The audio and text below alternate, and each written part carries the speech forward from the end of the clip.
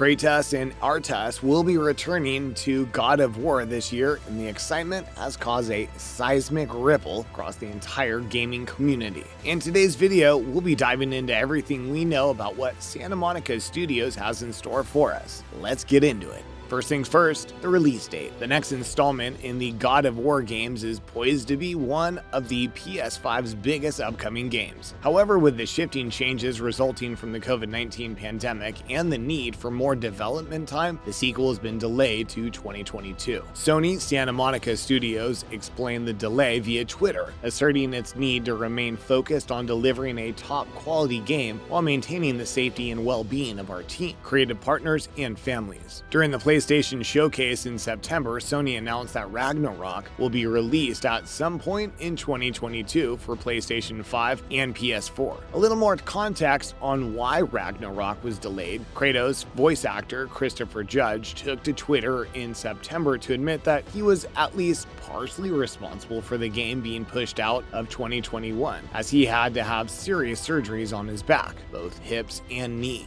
So, will it be on PlayStation exclusively or a PC version as well? The God of War sequel is planned for PS5, but it's also coming to PS4. The news of a previous generation version was quietly shared via a Q&A with Herman Holst, the head of the PlayStation Studios, on the company's blog. At the September PlayStation Showcase, Sony confirmed that Ragnarok will be released across PS5 and PS4, though there is no word yet on any differences between the editions that might exist. Sony's God of War Ragnarok website also says that you'll be able to upgrade the PS4 digital or disc version to a PS5 digital version at an additional cost, but doesn't yet say what that will be. Given Sony's recent track record of slowly bringing some of its biggest PlayStation games to PC, and since 2018's God of War is now available on PC, it makes sense to suspect the possibility of a PC version of God of War Ragnarok. Sony has acquired the PC port specialist Nixxes Software, providing traction to the idea that Sony is planning to bring more of its first-party games to PC to help expand their audience. While the PC edition of Ragnarok hasn't been confirmed yet, Holst mentioned in an interview on the PlayStation blog that the company continues to further invest in the PC space. But if it's anything like previous Sony releases on PC, it's unlikely to come to the platform for some time, if it ever does. It took God of War 2018 nearly 3 years to release on PC.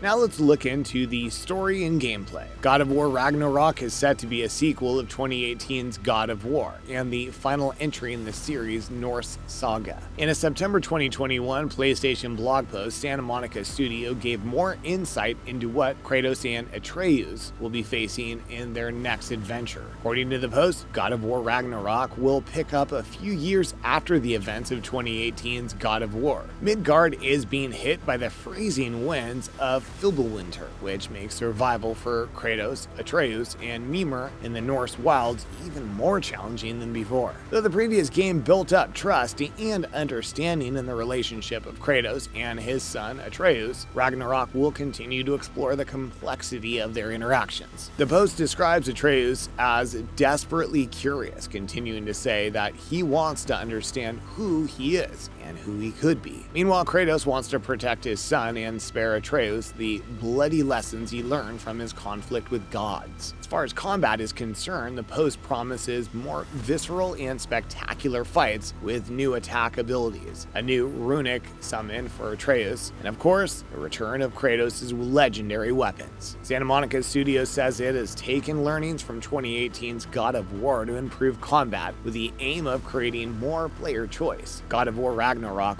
won't just expand on Atreus and Kratos' relationship in combat, it'll also expand in terms of setting. This time around, players are going to be able to visit all 9 realms, including the previously unreachable Vanaheim, Svartalfheim, and Asgard, as well as to new areas from locations featured in the last game. Exploring the realms will take you everywhere from verdant, otherworldly juggles to intricate subterranean mining networks. Norse mythology, precedents, and creative liberties. The series will be moving on to Ragnarok and is loosely based on Norse mythology and will be set in ancient Norway. While the God of War reboot series has taken some liberties with Norse mythology, they're never without narrative purpose, and understanding the original story of Ragnarok will likely be useful going into God of War Ragnarok. In Norse mythology, Ragnarok is essentially a battle between the gods, Icefer and the giants, Jotnar, that results in destructive fires consuming the universe and the death of nearly all of the Norse pantheon. The event is preceded by Fimbulwinter, a 3-year-long winter that began at the end of God of War. Several key figures in Ragnarok have already been introduced to the God of War franchise. Angrboda, shown as the end of Ragnarok's trailer, is Loki's partner in Norse mythology, and their children include Hel, goddess of the underworld, Fenrir, a giant wolf, and Jormungandr, the world serpent.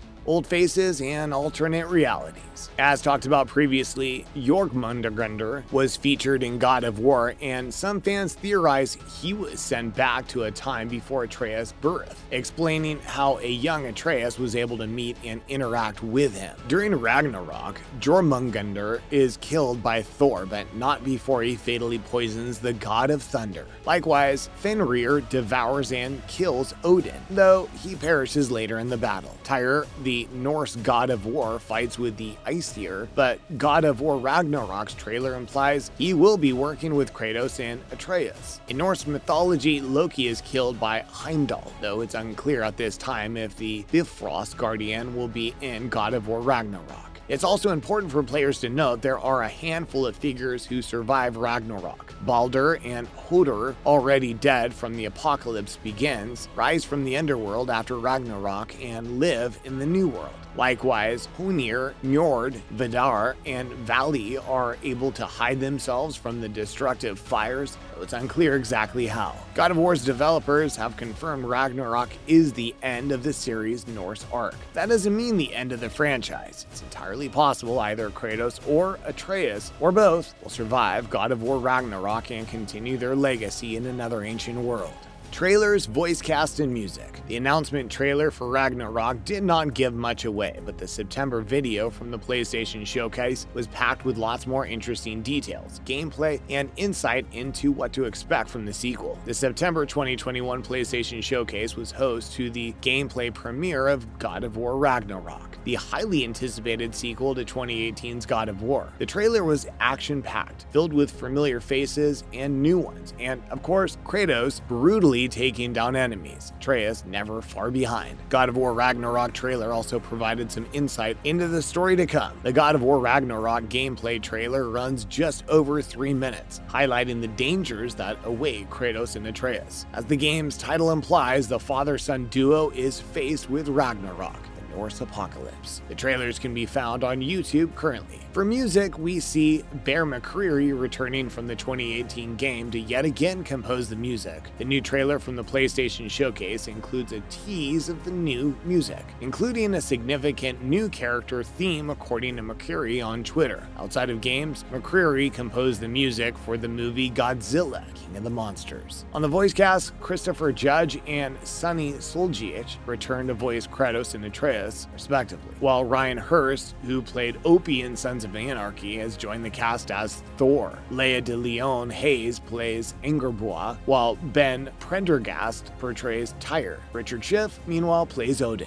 A new director? Cory Barlog directed 2018's God of War, but he's not returning for the sequel. Stepping in is Eric Williams, a veteran of the series, to direct Ragnarok. Williams, via VGC, said that it has always been a tradition at Santa Monica to change the directors across the games, and that they have had really good success with that. Moreover, Cory was the only repeat director. Barlog added that the important thing for them is to be able to get a fresh perspective each time. How to pre-order. At the time of writing, no details have been revealed at this time regarding pre-order details and ways for gamers to reserve their copy of God of War Ragnarok early, as it has not been a great deal of time since the game was revealed during the PlayStation Showcase. We expect information to be unveiled further down the line as we head into 2022. That's all for now, folks. Thanks for tuning in. We'll be back with more interesting videos, so to stay informed about the gaming industry. Keep watching our videos. Tell us what you expect from the latest installment of Kratos and Atreus Adventures by sounding off in the comments. And